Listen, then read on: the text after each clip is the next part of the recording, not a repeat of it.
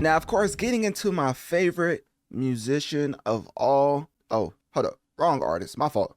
Getting into size 7. I mean, white tank top. I mean, oh my goodness. How did I start off the segment messing up this gentleman's name entirely? All right, let me start over. Getting into Kendrick Lamar, aka one of the biggest mascots currently when it comes to the genre of hip hop, and who I regard and consider maybe the best lyricist of all time. Yes, ladies and gentlemen, it's about time to start having those uncomfortable conversations, because it's just like Steph Curry going further in the playoffs than LeBron. Some agendas are going to start happening that Drake fans may be uncomfortable with. Sounds like, damn, look at the state of hip hop. That Jay-Z fans may be uncomfortable with. Damn, look at the state of hip hop. Like, what's... And of course, the H&M fans, as far as Eminem, you already know that they are irate about those comparisons. I was like, damn, look at the state of hip hop. Like, what's going on? So with that being said, of course, I'm getting into Kendrick Lamar and SZA's Grand National Tour. As if you don't know, it's currently going on right now. And a lot of people were saying, right, they was coming out of the woodworks to say, oh, SZA and Kendrick's stadium tour or arena tour, is not selling out, right? A lot of people were saying that. And then just so happens, opening night, as far as Minneapolis, April 19th, it sold out 100% as far as all 47,354 tickets were sold. So it's 100% sold out in Minneapolis, right? And then you have a second show, and then it broke the record again, selling out once more, this time grossing even more as far as 9.44 million, when on April 19th it grossed 9.12 million. Now, of course, when it comes to specifics as far as the analytics, it is objectively showcasing that this tour is successful, and for the foreseeable future, it's going to be successful for quite some time, because of course, Kendrick has not only the second most played album in the world with GNX, but he also has Good Kid, Mad City. That's the 36th most played album in the world. And he has Damn. That's the 39th most played album in the world. So safe to say that everybody is consuming Kendrick at a breakneck pace, to the point where Kendrick is unequivocally the leader of hip hop currently. Now, switching over, because of course another phenomenal artist is on this tour. As far as SZA, she currently has the most played album in the world. And of course, I believe a week or two ago, it was Ken Carson with his More Chaos album. But that is currently the 33rd most played album. But as far as SZA, she has the #1 most played album currently. And she also has another album on the charts as far as Control, which is the 45th most played album in the world. Now, why am I going over these statistics? It's because if you don't think Kendrick and SZA combined can sell out a stadium tour, then what does that say for the rest of hip hop? You know what I'm saying? Like, the most consumed hip hop musician currently going on tour should not be having any issues, right? And if he was having any issues, what does that mean for you? You know, a lot of people like to say, oh, Kendrick's using bots, which, you know, to be honest, everybody has a marketing budget, which if you don't have a marketing budget, you probably don't want to take, you probably don't want to be taken seriously as an influencer or entertainment in the industry. Because when it comes to bots, when it comes to things of that nature, there's a lot of things behind the scenes that uplift the overall perception that the average fan is not aware of. And that's, well, technically in certain facets, Spotify and Apple, they do not condone that type of activity, but are they stopping it? Of course not. So it's almost like when you go to the movie theater and you know that you're not supposed to bring snacks into there, but are they stopping you? Of course not, because you bought your ticket to watch the movie. So I would compare that to what's going on right now with Kendrick and SZA. They have phenomenal numbers on the charts, and I believe majority of that is authentically their fans, because of course you can't fake people in the seats, right? Of course you can give free tickets, but a stadium tour, once again, let me mind you, 9.1 million as far as the opening night, as far as what that performance gross. So when you get into the aftermath of the totality of the tour, right, safe to say it's going to be a lot of dollars generated, to the point where now, coming back to people proclaiming that Kendrick is out here using bots, that argument just falls to the wayside, because you can't fake that type of engagement. Let me just tell you that right now. So with that being said, Kendrick is also running it up on the charts when it comes to specific tracks, as he currently has 6 tracks on the chart. And of course, number 1 is with the one and only SZA, and just so happens that they're on tour together. So the number 1 most played track in the world, mind you, is peaked at number 1 and has been at number 1 for 22 weeks straight. So with that being said, Kendrick has the most played track in the world, along with SZA, of course. And then Not Like Us is still going crazy. You know, y'all already know my sentiments as far as the pedophile anthem, but it's still and captivating the masses to the point where now it's the 21st most played track in the world, and it's been on the charts for a whopping 50 weeks. That is insane. And then you have TV Off, which is the 23rd most played track in the world. Then you have Squabble Up, that's the 27th most played track in the world. And then you have Peekaboo, which is the 62nd most played track in the world. And of course, those are all of the 6 tracks that Kendrick has on the charts. Now, when it comes to SZA, it's not as many, but it's still impressive nonetheless, because she is attached to the most played song in the world as far as Luther with Kendrick Lamar and SZA. That's once again been on the charts for 22 weeks and it stayed at number 1. Very insane as far as that type of performance and engagement. And then you have 30 for 30 by SZA and Kendrick Lamar. Once again, that is the 24th most played track in the world. And of course, to round off SZA's impact on the masses, she has BMF, that's the 63rd most played track. And that's been BMF, and 30 for 30 has been on the charts for about 18 weeks. So getting back into the tour numbers, right? It's safe to say that people are coming to this tour already very aware of what these two artists offer musically. So when you look at the average ticket price being $190+, right? And this is the average. If you want to get up close, you have to come off some more fettuccine, my brother, because guess what? They are not skimming when it comes to the prices of these tickets, and nor should they. I think people underestimate how difficult it is to engage this type of audience that Kendrick and SZA individually have garnered over time, right?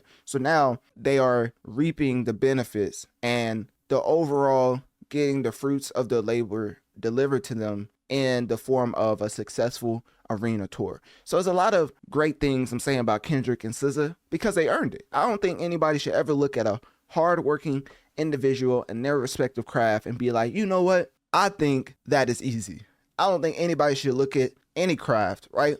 See somebody performing at the top and be like, oh, he's only doing this because of X. He's only doing that because of Y. Because if that was the case, why are y'all not doing X and Y, right?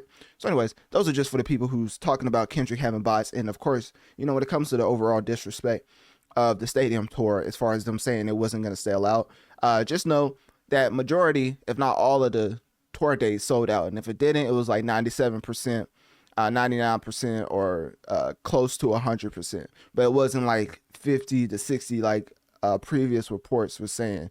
Because people are saying like, oh, they're only going to be able to sell out like 50 to 60% of the stadium, which was obviously wrong as far as the objective analytics that I'm going off of, right? So they had the most attended non-festival show for Kendrick and SZA combined, as far as nearly 50,000 fans showing up.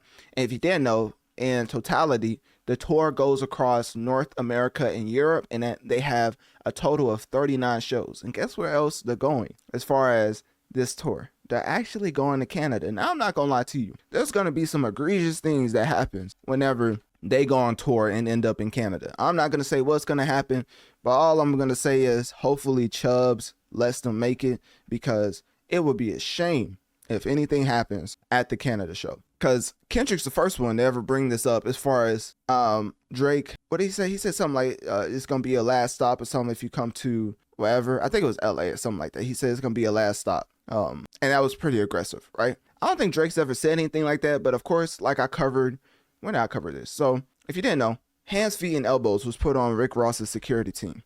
Now, this event happened, when did this happen? Okay, so in general, when did this happen? Oh, okay, July 2nd, 2024. I reported on this as far as Drake fans attacking Rick Ross's team after he played Not Like Us in Canada. Already egregious that it's not your track, right? already blasphemous that you're not in the mix with your team, right? Letting them defend you because you're a so-called like gangster. You know, I'm not a gangster, so I'm just gonna believe him. But obviously, the people at the Canada show didn't believe him because they rode up on him and they beat up his team. So that happened back in July 2nd, 2024.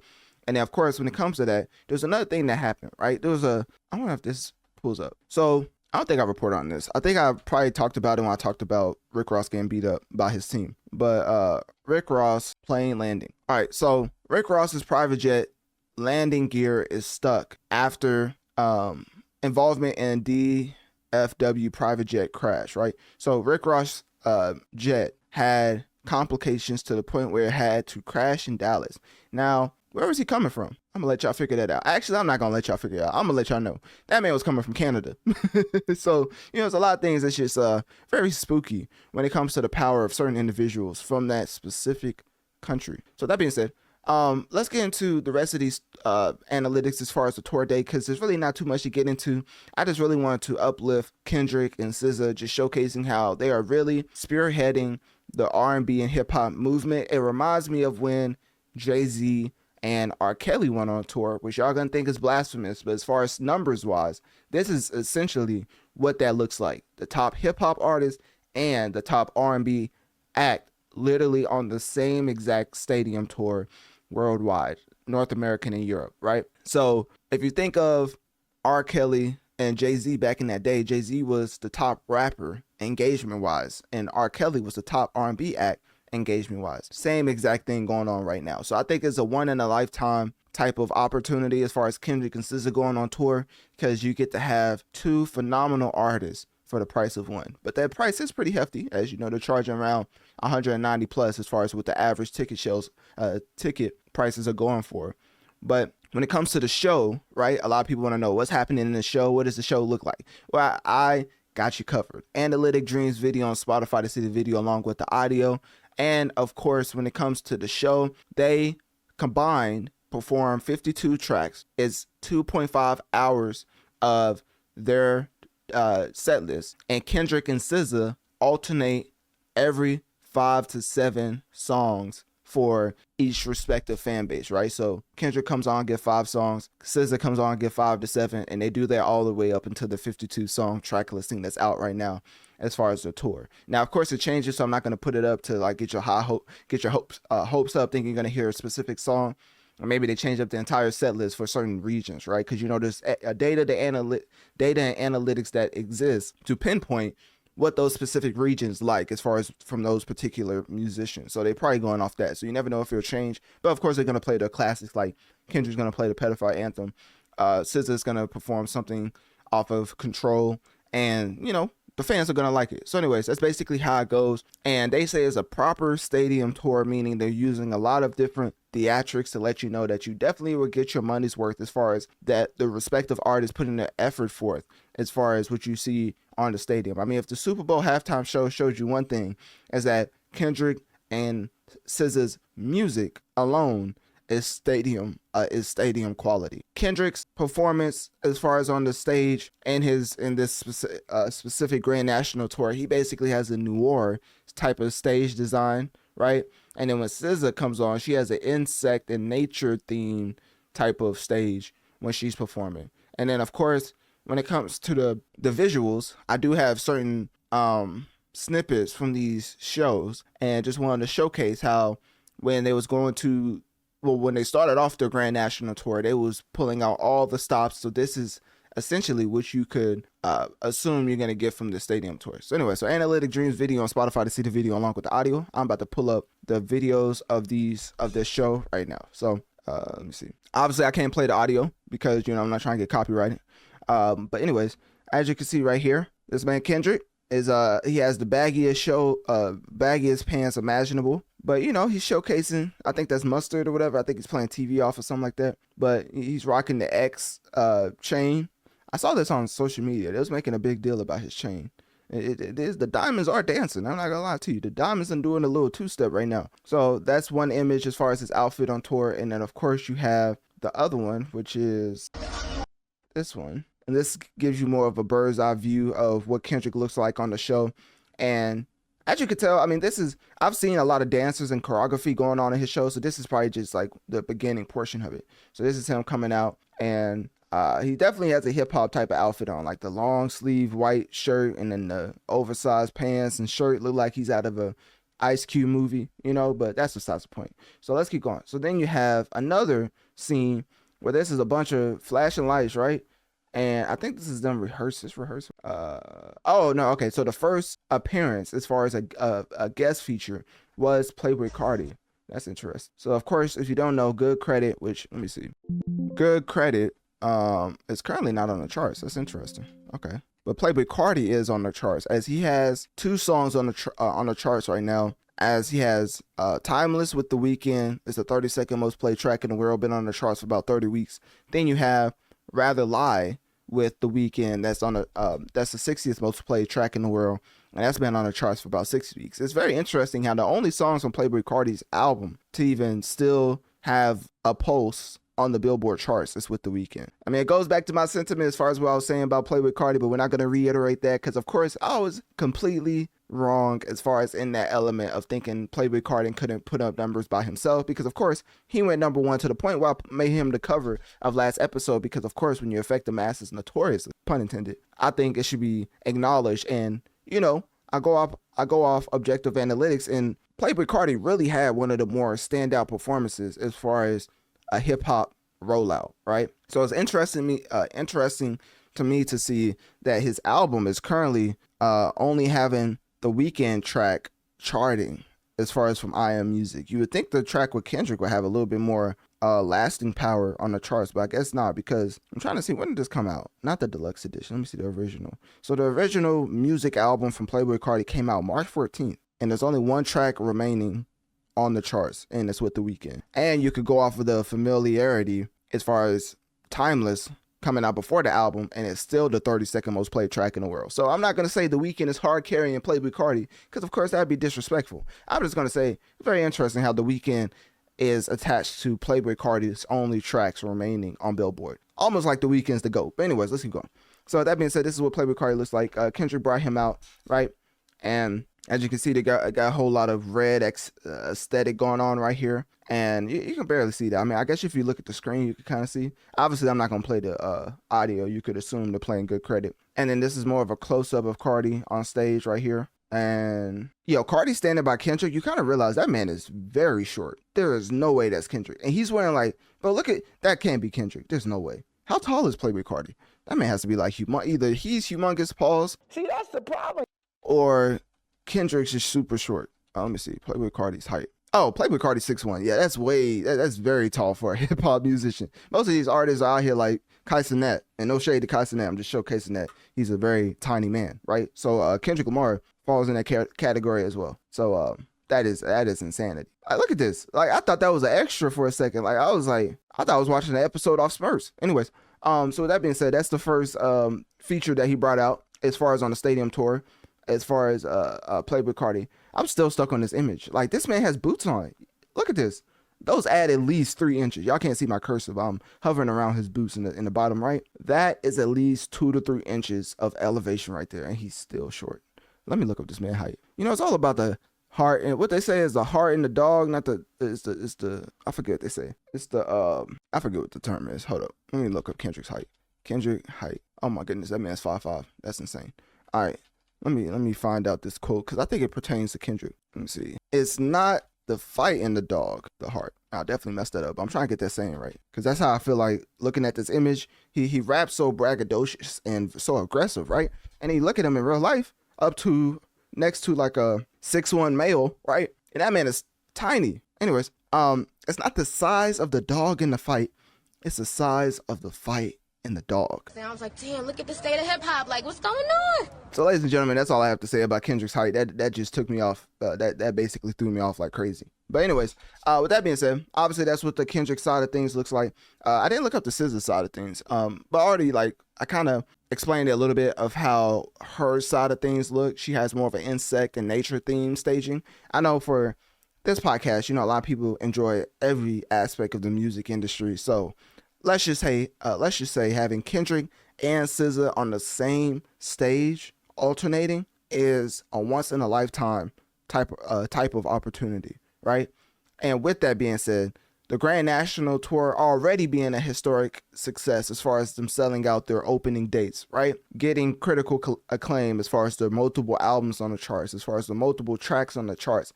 I'm just basically showcasing how everybody who said that their tour was going to underperform, they are some of the biggest artists we've ever seen in hip hop and R&B. If they are underperforming, what does that say about you as a musician, right? If you do music. So, with that being said, Kendrick, SZA, they're completely killing it. The Grand National Tour is still going on right now. Let me see if I can pull it out. I was trying to pull it up. Grand National Tour. What if I'm trying to cop some tickets? They probably like, hold up, is that Analytic? No, I know he ain't trying to get tickets after he called my Super Bowl performance the worst of all time. I just know he's not. Anyways, let me go to Ticketmaster. All right, this is a blog, so it's not, let me see, Ellie. Here we go. Upcoming see ticket. What is it? It's April 30th, right? So I think the next tour day is May 3rd, and they're going to be in Charlotte, and they're going to be in Philadelphia, and then they're going to be in New Jersey. So that's May 3rd, May 5th, and May 8th. So that's interesting. When he comes to New Jersey, I know he's going to shut it down. Actually, they're doing two dates in New Jersey. They're doing May 8th and May 9th. Wow, back to back. It's like the NBA with these successful touring artists. I ain't gonna lie to you. So anyways, that's where you can catch Kendrick Lamar and SZA next. Just know the tour is going all the way until August 9th. And if you was wanting to be petty, let me see if I can find this. If you was wanting to be petty, right? Just know that I actually may mark this on my calendar. This is gonna be like when Drake went to Philadelphia. They're doing 2 shows just like they are doing in New Jersey, right? So this is a premier location. I wonder why. June 13th, 2025 and June 12th, 2025 is when Kendrick and SZA will be in Toronto, Ontario at the Rogers Center. Ladies and gentlemen, that's going to be a date to remember in human history. So that being said, click my link tree in my bio. Let me know on one of my social medias. What do you think about Kendrick Lamar's and SZA's Grand National Tour? What do you think about all of the analytics coming out as far as it being a very successful show? And if you've been to the Grand National Tour, what is your biggest takeaway from your experience?